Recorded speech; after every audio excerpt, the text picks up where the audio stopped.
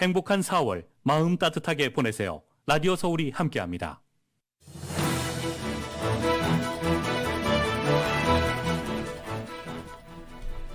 LA시장 선거에 출마한 유력 후보들의 공약을 들어보는 저희 라디오 서울의 보도국 특집. 오늘은 그 네 번째 시간으로 스몰 비즈니스 규제와 공교육 개선을 제시한 마이크 피어 LA시 검사장을 만나봤습니다. LA 카운티가 대중교통에서의 마스크 착용 의무화를 재개합니다. 택시와 버스, 지하철 등은 물론이고 공항과 버스 터미널에서도 반드시 마스크를 써야 합니다. 조 바이든 대통령이 우크라이나에 8억 달러 규모의 군사 지원을 추가로 약속했습니다. 또한 러시아 선박의 미국 입항과 통과를 전면 금지한다고도 발표했습니다. 주요 20개국 협의체인 G20가 위기를 맞고 있습니다. 러시아의 우크라이나 침공 사태에 대응을 놓고 서방 선진국과 나머지 회원국 간 이견이 드러나면서 G20 앞날에 대한 우려가 나오고 있습니다. 해리 해리스 전 주한 미국 대사가 종전선언이라는 종이 한 장에 현혹돼서는 안 된다며 문재인 정부의 대북 정책을 비판했습니다. 바이든 대통령이 윤석열 당선인 취임 직후인 다음 달 20일부터 2박 3일 일정으로 한국을 방문하는 방안이 유력하게 검토되고 있습니다. 한미 정상회담은 다음 달 21일에 개최될 가능성이 큽니다. 더불어민주당이 서울시장 후보를 100% 국민 경선으로 뽑기로 했습니다. 국민의힘 경기도지사 후보 경선 결과는 오늘 발표됩니다. 검찰 수사권 폐지 법안의 국회 심사가 잠시 중단되었습니다. 여야는 오늘 각각 의총을 열고 대응 전략을 논의합니다. 지난주 신규 실업수당 청구 건수가 18만 4천 건으로 집계됐습니다. 전주보다 2천 건 감소하면서 코로나19 사태 이전보다 낮은 수준을 유지했습니다. 제롬 파월 연방준비제도 의장이 0.5% 금리 인상 가능성을 공식화했습니다. 파월 의장은 5월 한 번이 아니라 여러 번의 금리 인상이 있을 가능성도 내비쳤습니다. 오늘 뉴욕 증시는 제롬 파월 의장이 0.5% 금리 인상 가능성을 열어두면서 하락했습니다. LA 지역 오늘 밤 흐리고 가랑비가 내리는 곳들이 많겠습니다. 밤 최저 52도, 내일은 대체로 맑은 날씨 보이면서 낮 최고 기온 65도로 예상됩니다. 이 시간 주요 뉴스는 공항에서부터 목적지까지 모바일 체크인과 첨단 공기순환 시스템을 통해 안전한 기내 환경과 여행을 제공하는 아시아나항공 제공입니다. 여러분 안녕하십니까? 김미회입니다. 안녕하십니까? 임승찬입니다. 4월 21일 목요일 라디오 서울 이브닝 뉴스 1부 시작하겠습니다.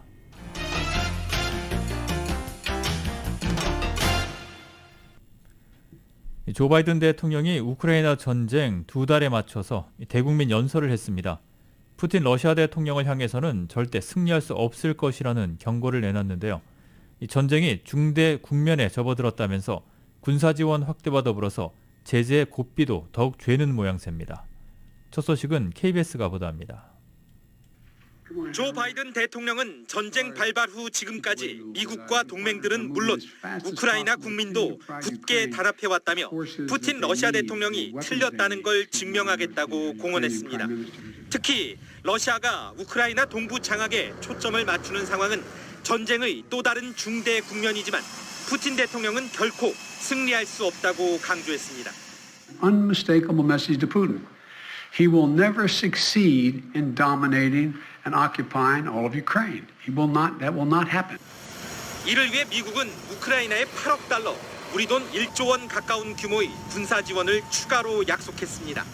전쟁 발발 2달여 만에 총 34억 달러, 우크라이나 한 해 국방 예산의 80%가 넘는 규모의 군사 지원에 나서는 셈입니다.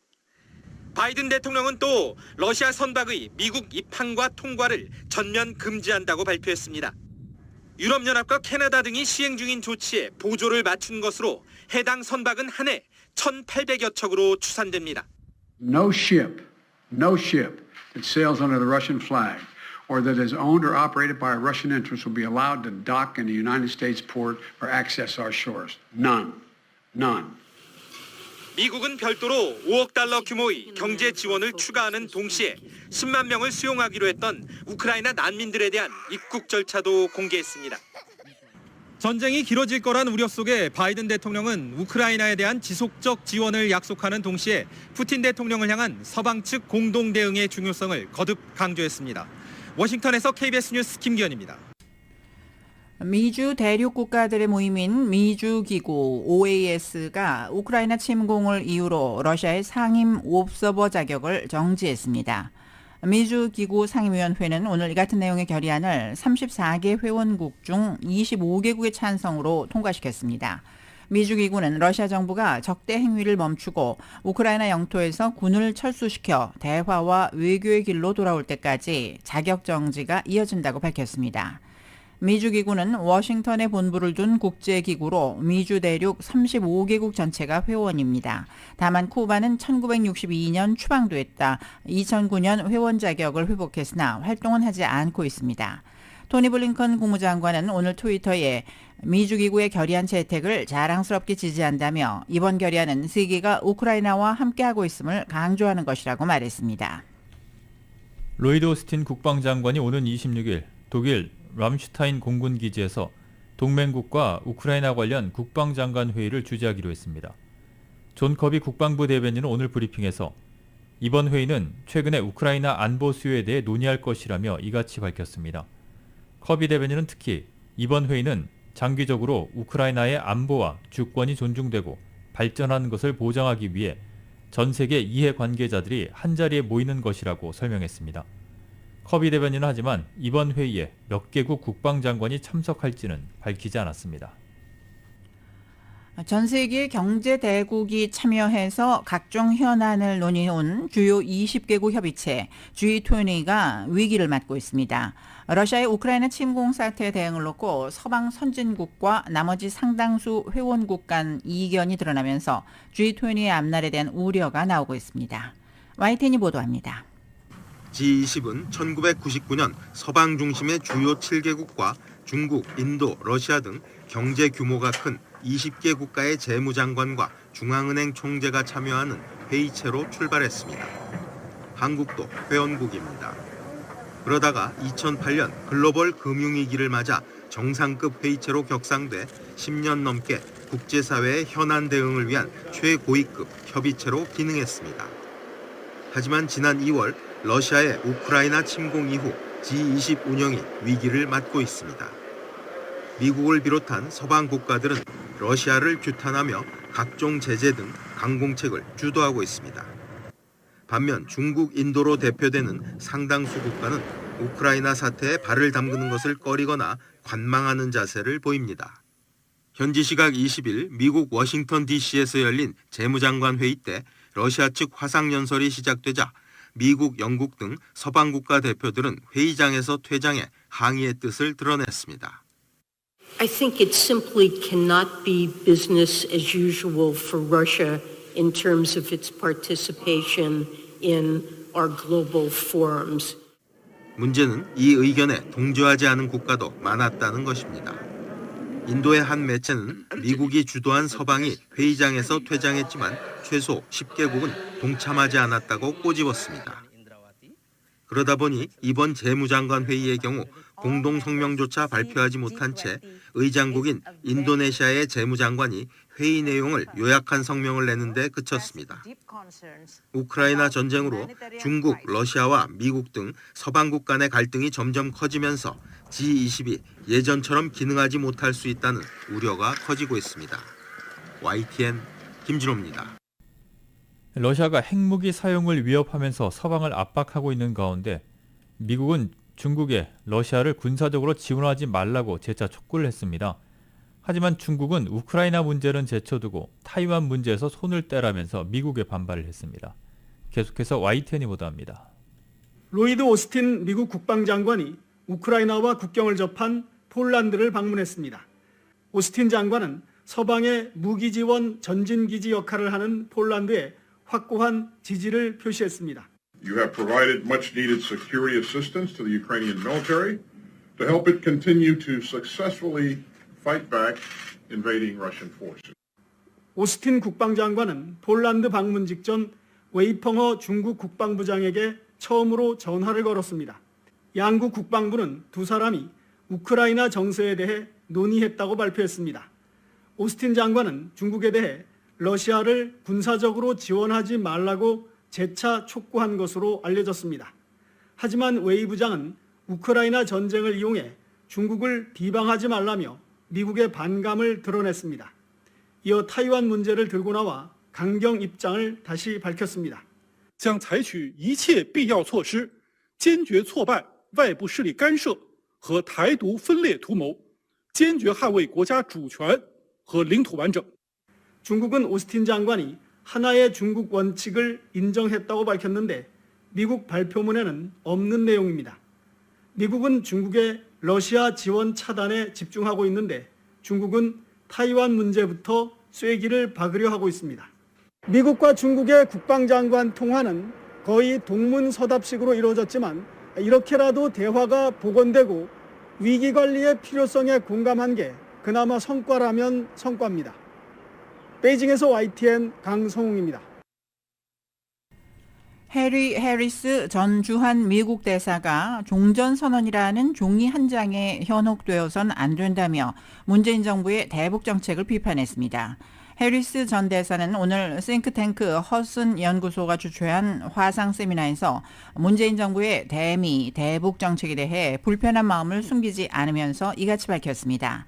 해리스 전 대사는 문재인 정부가 최대 무역 파트너인 중국과 안보 동맹인 미국 사이에서 균형을 맞추는데 너무 주안점을 두었다고 지적했습니다.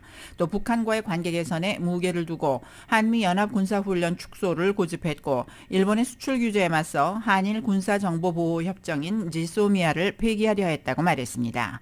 특히 문재인 정부가 역점을 두어 추진한 종전선언에 대해서도 서명이 이루어진 다음 날 무엇이 변할지 스스로 물어봐야 한다며 부정적 입장을 밝혔습니다. 네드 프라이스 국무부 대변인은 한일 간의 역사 문제는 치유와 화해 방식으로 해결하는 것이 필요하다고 밝혔습니다. 프라이스 대변인은 오늘 브리핑에서 박진 외교부 장관 후보자가 2015년 한일 위안부 합의가 한일 간 공식 합의라고 언급한 데 대한 반응을 묻는 말에 이같이 답했습니다. 프라이스 대변인은 박 후보자의 발언을 알고 있다면서 우리는 일본과 한국이 치유와 화해를 촉진하는 방식으로 역사 관련 문제에 협력할 것을 오랫동안 권장했다고 설명했습니다.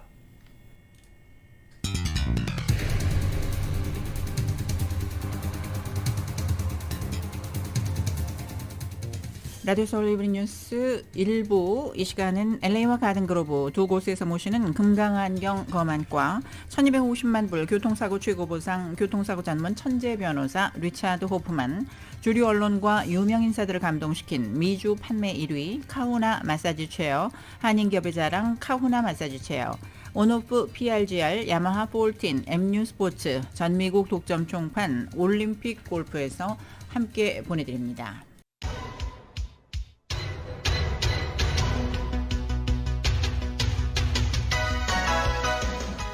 라디오 서울 이브닝 뉴스 함께하고 계십니다. 5시 16분 향하고 있습니다. 새로운 모빌리티 세상을 열어가는 아이오닉 5, 이 시대 가장 진화한 전기차, 완전히 새로운 현대 아이오닉 5 제공 교통정보입니다.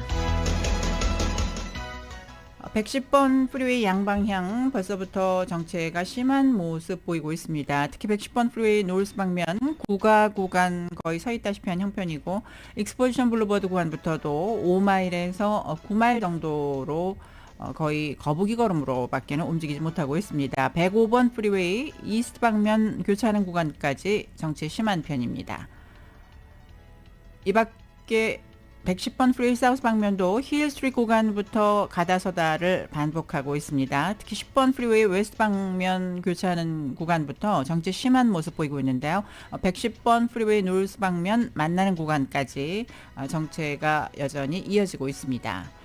이 밖에 교통 위험 신호 켜져 있는 구간들이 있습니다. 추돌 사고 발생한 구간인데요. 57번 프리웨이 노스 방면과 10번 프리웨이 이스트 방면이 만나는 구간, 또 10번 프리웨이 이스트 방면에는 프랜시스 키토 애비뉴, 405번 프리웨이 사우스 방면 아발론 블루버드 구간에 추돌 사고 발생했고 히트앤런 사고가 발생한 구간도 있습니다. 105번 프리웨이 웨스트 방면 롱비치 블루버드 구간입니다. 끝까지 안전운전 하시기 바랍니다.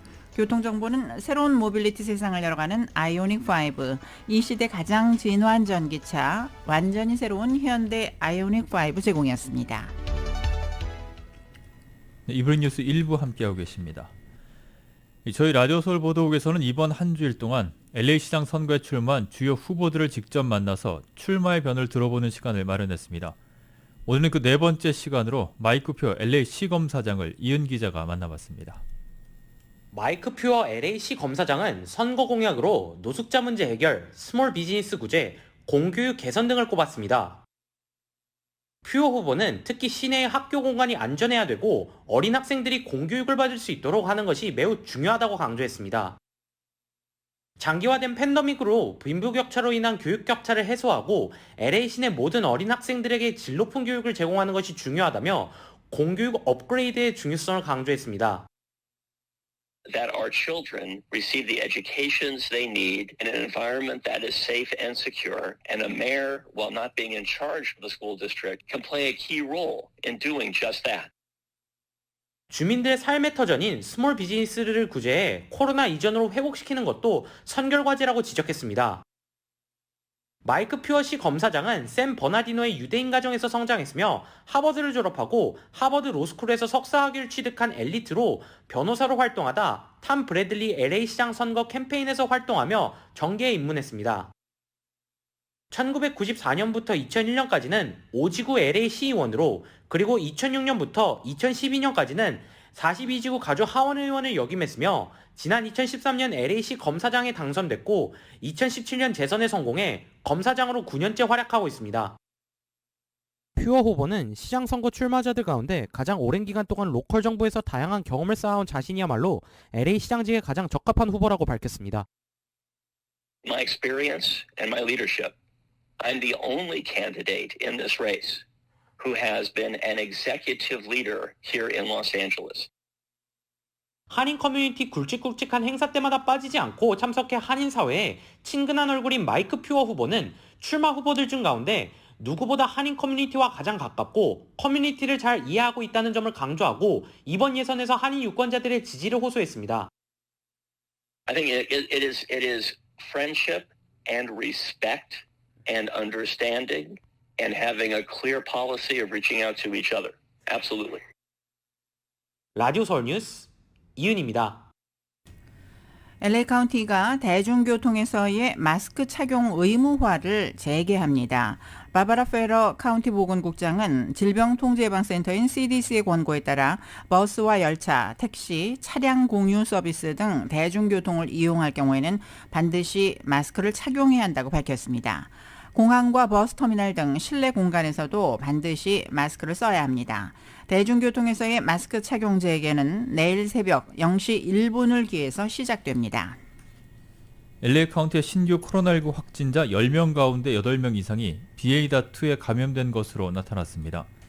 LA 카운티 보건국은 전체 확진자의 84%가 BA.2 변이 감염자라고 밝혔습니다. 이로 인해 확진자는 증가하는 추세지만 병원 입원 환자에는 아직까지 영향을 미치지 않고 있습니다. 오늘 보고된 코로나19 신규 확진자는 2,123명이며 확진율은 2%입니다.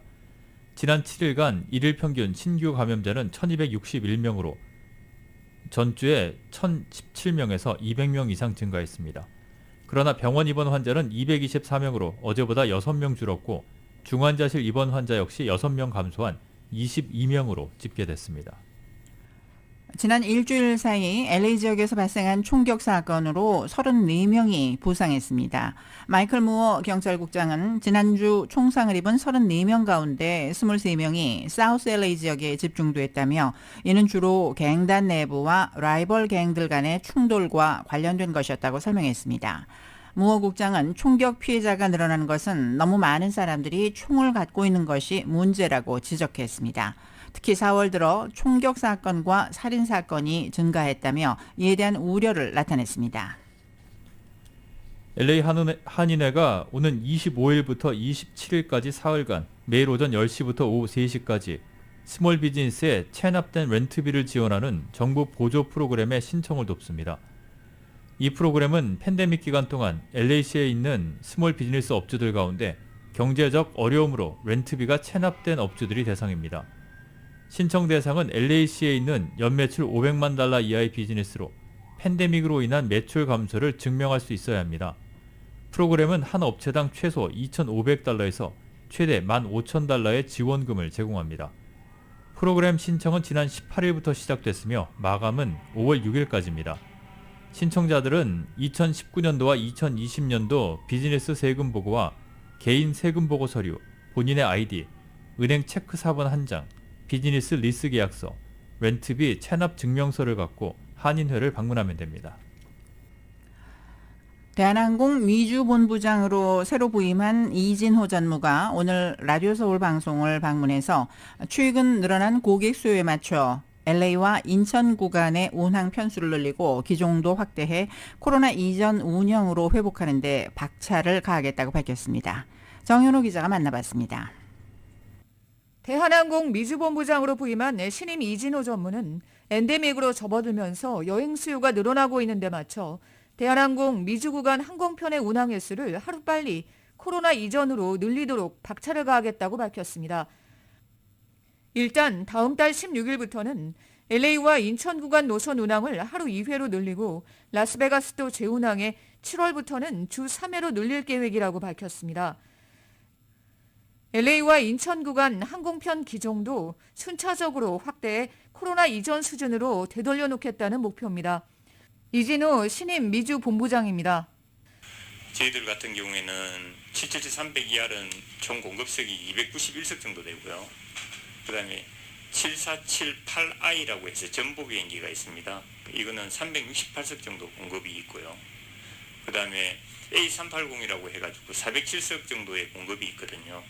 그래서 그 7월 1일부터는 아까 그 5월 16일부터 6월 말까지는 지금 주 12회에서 14회로 프리퀀시를 늘림으로써 공급을 증대시키고 7월 1일부터는 주 14회는 동일하지만 아까 그 전부 747-8I 비행기를 넣어가지고 공급을 또 증대시키고 그 수요로 그 기제로도 이제 수요를 다 수용하기 어려우면 그 다음에는 380을 넣는 그런 단계적으로 공급을 증대하는 계획도 병행해서 검토를 하고 있습니다.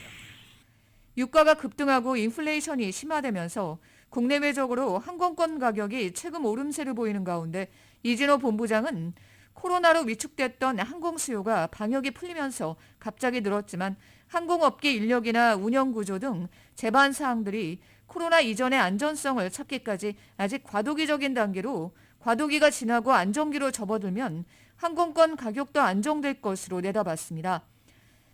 1988년에 입사해 여객 영업본부, 한국지역본부 여객팀장을 거쳐 시카고 지점장과 한국지역본부장, 여객사업 본부장을 역임한 경력을 지닌 이진호 신임본부장은 LA 근무는 이번이 처음입니다.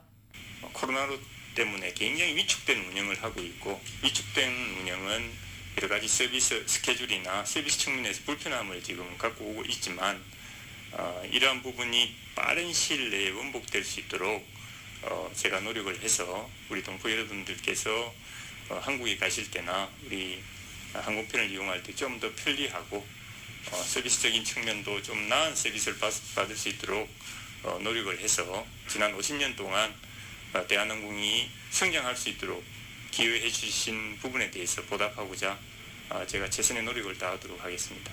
라디오 서울 뉴스 정현호입니다. 시민권을 취득한 한인 이민자 수가 증가세로 돌아섰습니다.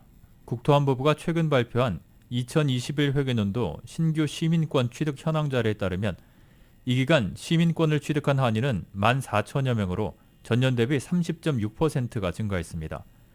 2020년 초에 불어닥친 코로나19 사태 여파로 전년보다 30% 이상 줄었다가 지난해에 다시 회복세로 전환했다는 것이 이민 전문가들의 분석입니다.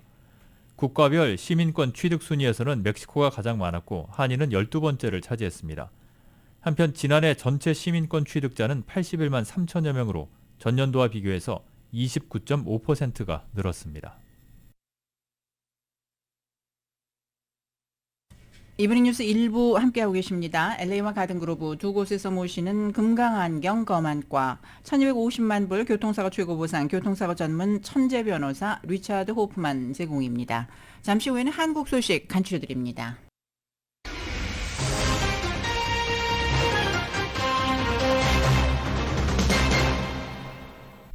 이브닝 뉴스 1부 한국 소식입니다.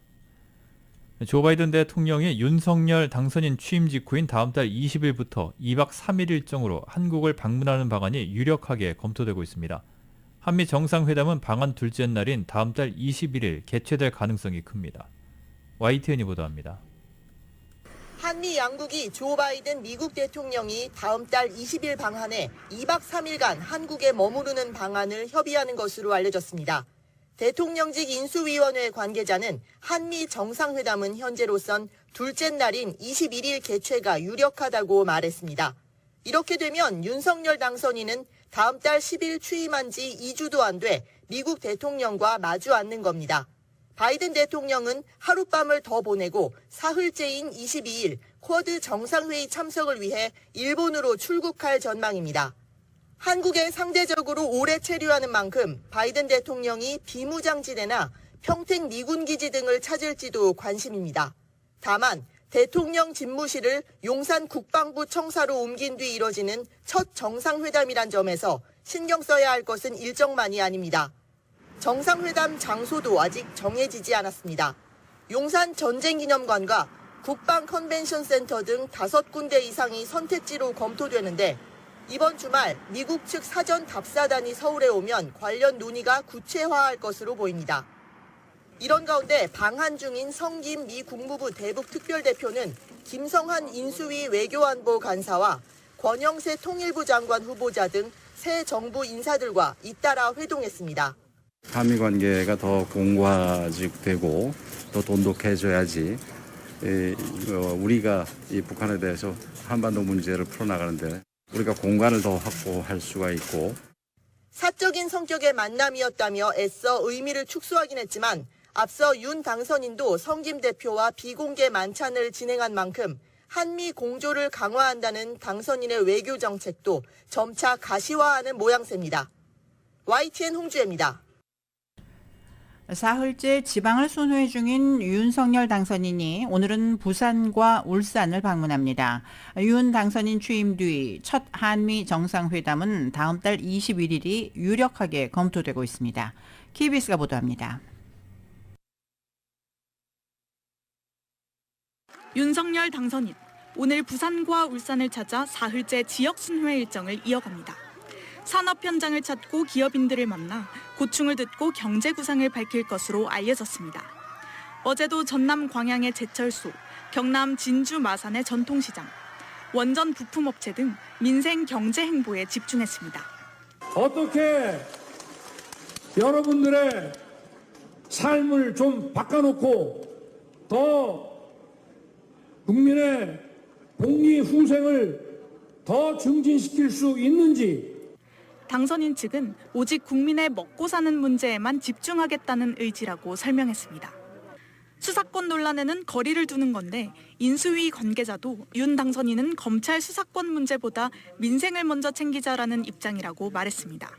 기본적으로 이 겸소한박법이라고 하는 것은 국회에서 벌어지는 일이기 때문에 지금 당선인께서 이걸 국회의를 언급하는 것이 적절치 않다는.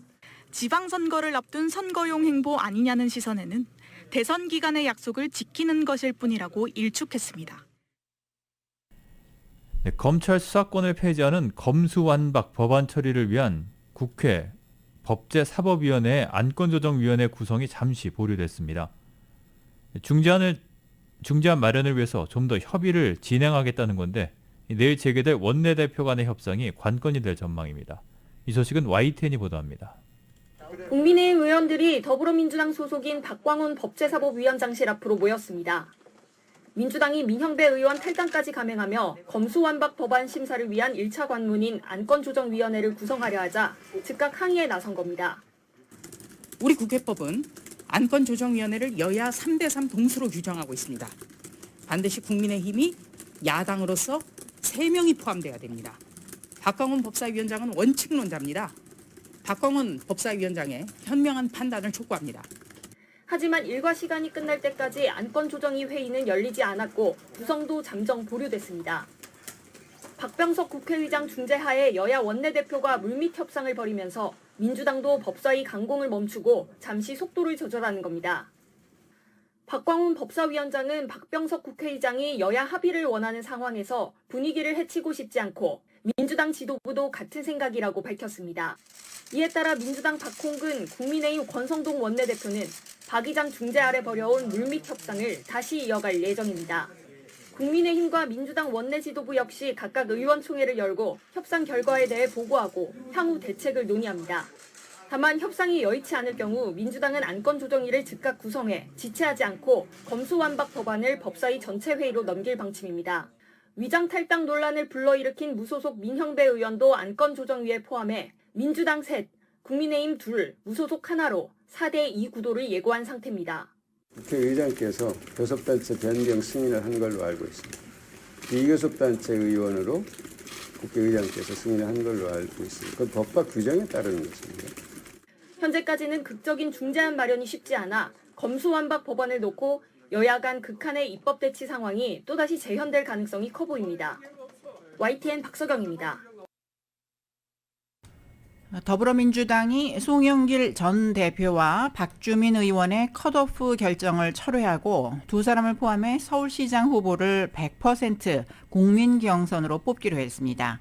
당 안팎에서 논란이 커지자 뒤늦게 전략공천에서 경선으로 방침을 바꾼 건데 당의 난맥상만 고스란히 노출했다는 비판이 나오고 있습니다. YTN입니다.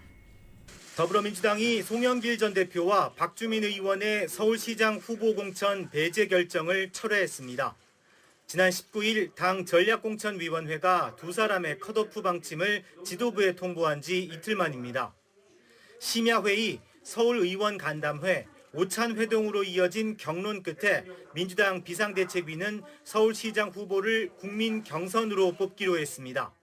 대선 패배 책임 내지는 개파 발언 등등에 대해서 이런 지적은 있었습니다만 좀 더 후보군을 넓혀서 하는 것이 더 경쟁력이 있겠다라는 판단하에 100% 여론조사로 진행되는 경선엔 컷오프가 취소된 송영길 전 대표와 박주민 의원이 포함되고 한때 전략공천 카드로 검토된 박영선 전 장관의 참여 여부 등이 막판 변수로 남았습니다.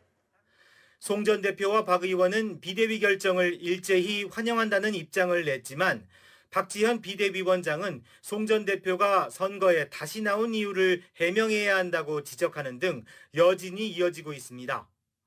무엇보다 공천 배제는 이재명 상임고문 복귀에 대한 반대라는 주장에 사실상 이재명 후보의 정치 복귀를 반대하는 선제 타격의 의미가 있다고 생각합니다.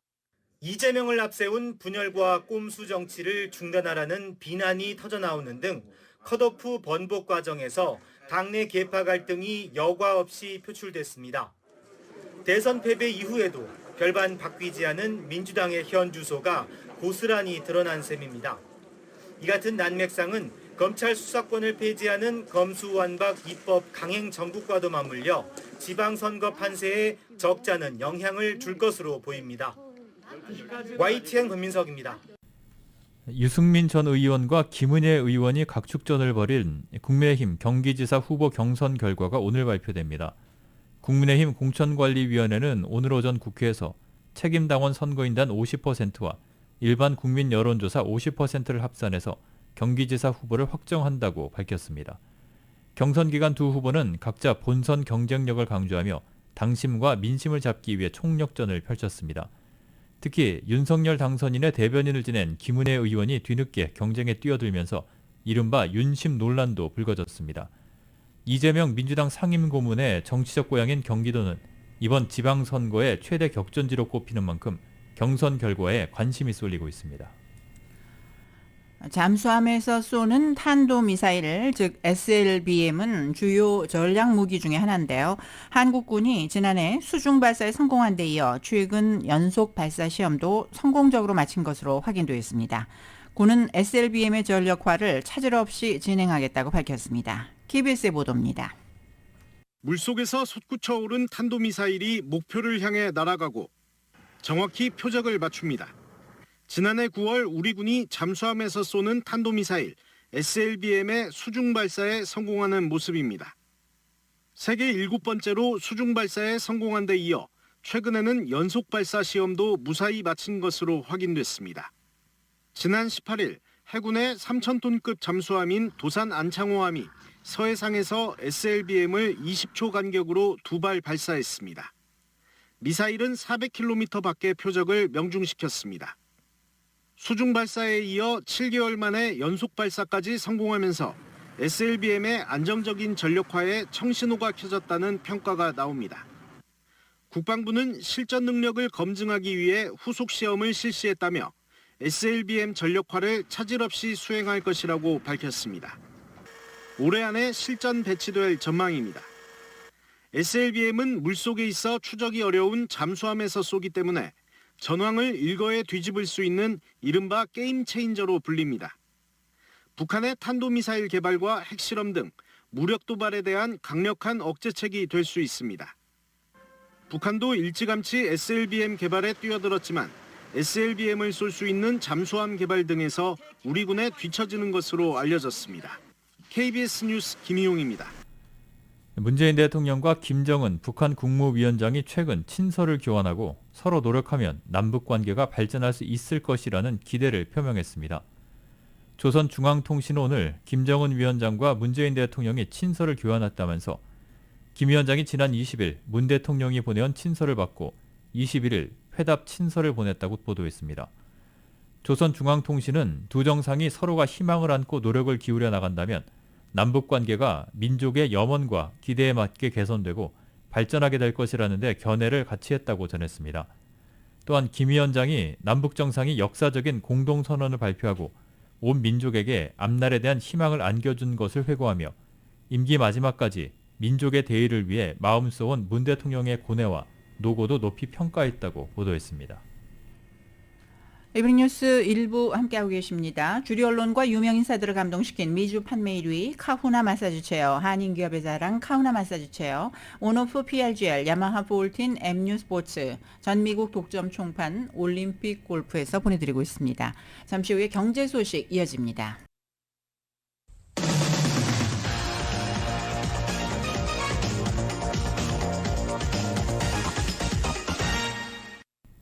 네, 이브닝 뉴스 일부 경제 소식입니다.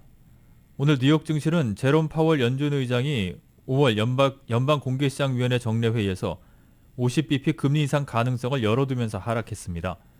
다우존스 산업평균지수는 어제보다 368.03포인트가 떨어진 34,792.76으로 장을 마쳤습니다. S&P 500 지수는 65.79포인트 하락한 4,393.66, 나스닥 지수는 278.41포인트가 빠진 13,174.65로 거래를 마쳤습니다.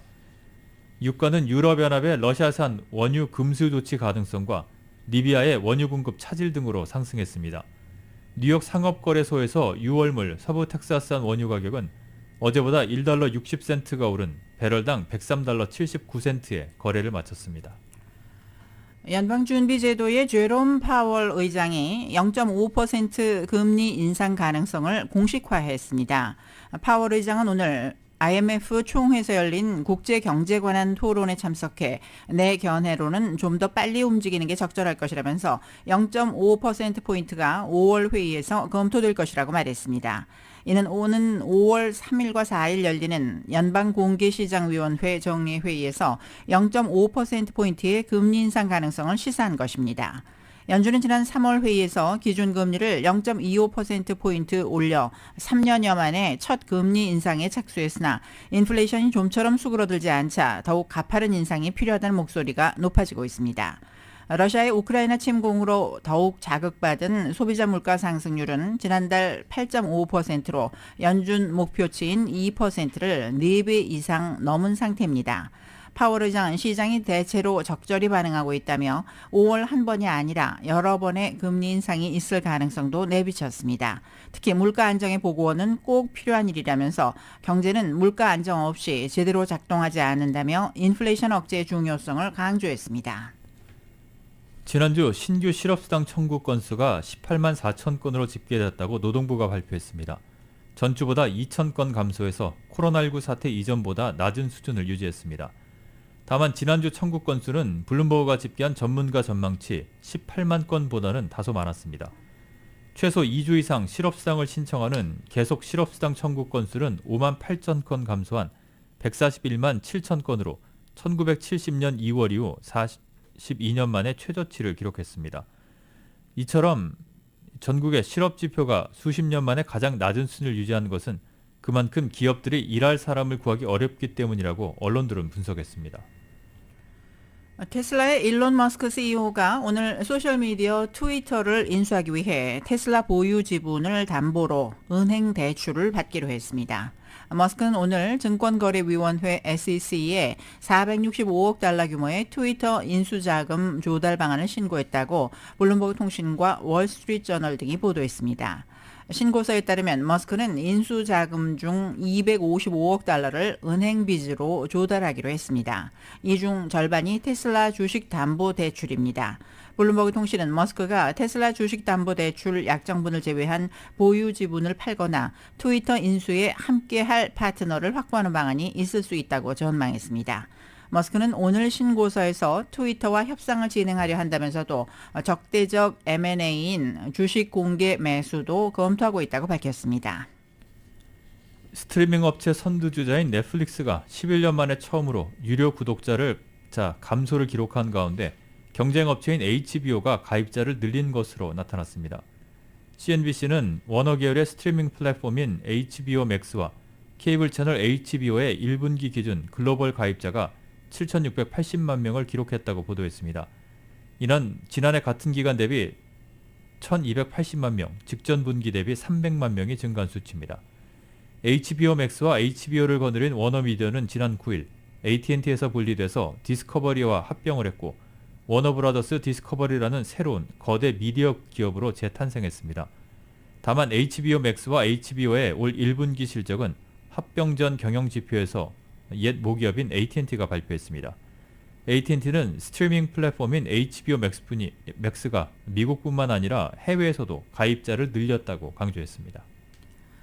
CNN 방송이 야심차게 출시한 뉴스 전문 스트리밍 서비스 CNN 플러스가 한 달 만에 문을 닫기로 했습니다. 오늘 CNBC 방송과 뉴욕타임즈에 따르면 크리스 릭트 CNN 신임 CEO 겸 사장은 사내 메모를 통해 어려운 결정이었지만 CNN의 장기적 성공을 위해 올바른 결단이라며 오는 30일 CNN 플러스 서비스를 종료한다고 밝혔습니다. 오늘 결정은 CNN 플러스가 지난달 29일 출범한 지 3주 만에 나온 것으로 이달 말 종료된다는 점을 고려하면 서비스 기간은 한 달에 불과합니다. 릭트 사장은 오늘 공개 성명에서 이번 조치는 퀄리티에 관한 결정이 아니다면서 우리 고객들과 CNN에게는 단순한 스트리밍 선택권이 더욱 도움이 될 것이라고 말했습니다. 아마존이 공급망과 물류 혁신 기술을 개발하는 스타트업에 10억 달러를 투자하기로 했습니다. 아마존은 벤처 투자 프로그램인 10억 달러 규모의 산업 혁신 펀드를 조성한다고 발표했습니다. 이 펀드는 공급망과 물류, 고객 주문 처리 기술을 개발하는 업체에 자금을 지원합니다. 아마존은 우선 물류 배송 속도를 높이고 창고 근로자의 안전을 향상하기 위한 관련 기술을 개발하는 업체에 투자금을 먼저 집행하기로 했습니다. 이에 따라서 작업자의 부상 가능성을 경고해주는 웨어러블 단말기 생산업체 모듈이 1차 투자 대상 스타트업으로 선정됐습니다. 찰스 에번스 시카고 연방준비은행 총재가 2023년 초에 퇴임할 예정이라고 시카고 연은이 밝혔습니다. 오늘 월스트리트저널과 CNBC에 따르면 에번스 총재는 1991년부터 시카고 연은에서 일을 시작했고 2007년 9월 시카고 연은 총재를 맡아 14년 이상 시카고 연은을 이끌어왔습니다. 시카고 연방준비은행은 현 에번스 총재가 내년 초에 퇴임할 예정이라 새로운 총재를 물색하기 시작할 것이라고 밝혔습니다. 에번스 총재는 성명에서 지난 14년간 시카고 연은 총재와 FOMC 위원으로 활동하게 돼 영광이었다며 나는 재능 있고 헌신적이며 사명감 넘치는 동료들과 함께 일할 수 있는 특권을 누렸다라고 말했습니다. 제넷 옐런 재무장관은 유럽연합이 러시아산 에너지 수입을 전면 금지하는 것은 득보다는 해가 더 많을 수 있다고 다소 회의적 반응을 보였습니다. 옐런 장관은 기자회견에서 유럽연합의 러시아산 에너지 수입 금지 조치가 러시아 경제에 얼마나 큰 타격을 줄 수 있을지에 의문을 제기했습니다. 옐런 장관은 유럽이 에너지 부분에서 러시아에 대한 의존을 줄일 필요가 있지만 석유 수입의 전면 금지를 생각할 때는 신중할 필요가 있다고 말했습니다. 옐런 장관은 유럽연합이 러시아산 에너지 수입을 거부하면 유럽 국가들은 다른 국가에서 더 높은 가격에 에너지를 수입해야 한다며 반면 러시아는 유럽의 대량의 에너지를 더는 팔 수 없지만 더 높은 가격에 러시아 우방국이나 중립국들의 에너지를 팔 수 있다고 설명했습니다. 3월 경기 선행지수가 월가 예상치보다 호조를 보였습니다. 컨퍼런스 보드는 오늘 3월 경기 선행지수가 전월보다 0.3% 상승한 119.8을 기록했다고 발표했습니다. 이는 월스트리트저널이 집계한 전문가 예상치였던 0.2% 상승보다 우수한 수준입니다. 선행지수는 올해 1월 약 1년여 만에 하락세를 보인 후 2월부터 상승세로 전환한 바 있습니다.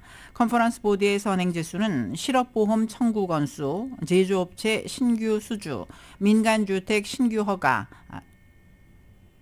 소비자 대기치 등 10개 항목을 기초로 추산하고 있습니다.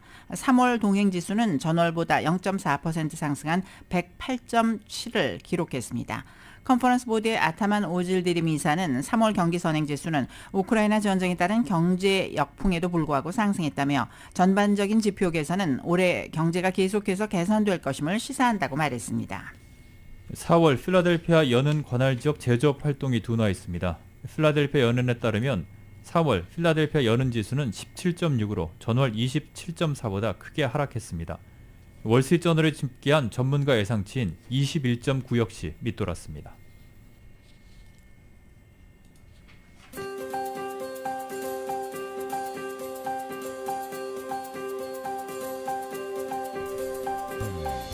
(4월 21일) 목요일 저녁 라디오 서울 이브닝 뉴스 날씨 전해드립니다. 매운 치킨의 완결판 맥도날드 스파이스 치킨과 너겟을 즐기세요. 맥도날드 제공입니다. LA 지역 오늘 저녁 바람이 5마일에서 10마일 정도로 불겠고 가랑비가 내릴 확률은 70% 정도입니다. 밤 최저 52도가량 되겠습니다. 내일은 대체로 맑은 날씨 보이면서 낮 최고 기온 65도, 밤 최저 51도로 예상됩니다. 한편 토요일부터는 기온이 오르기 시작할 것으로 예보되고 있습니다. 오늘 밤 11시부터 토요일 오후 5시까지 LA 카운티와 벤츄라 카운티 해안 등지에 파도주의보가 발효 중입니다. 내일 낮 최고 오렌지 카운티 지역은 65도, 밸리와 인랜드 엠파이어 역시 65도, 해안 지역 61도, 산악지대 41도의 최고 기온을 보이겠습니다. 하와이 호놀룰루 오늘 저녁 흐리고 바람이 15마일에서 25마일 정도로 불겠습니다. 밤 최저 79도, 내일은 역시 대체로 흐린 날씨 보이겠습니다. 낮 최고 81도, 밤 최저 72도로 예상됩니다. 한국은 오늘이 전국 흐린 가운데 중북부 지방에는 비가 조금 내리겠습니다. 서울 등 내륙 곳곳에는 여전히 건조특보가 내려져 있습니다. 오늘 낮 기온은 서울 19도, 대구 29도까지 올라갑니다. 매운 치킨의 완결판 맥도날드 스파이스 치킨과 너겟을 즐기세요. 맥도날드 제공이었습니다. 라디오 서울 이브닝 뉴스 1부 LA와 가든그로브 두 곳에서 모시는 금강안경 검안과 1250만 불 교통사고 최고 보상 교통사고 전문 천재 변호사 리차드 호프만, 주류 언론과 유명 인사들을 감동시킨 미주 판매 1위 카후나 마사지 체어, 한인기업의 자랑 카후나 마사지 체어, 온오프 PRGR 야마하 폴틴, MU 스포츠 전미국 독점 총판 올림픽 골프 제공이었습니다.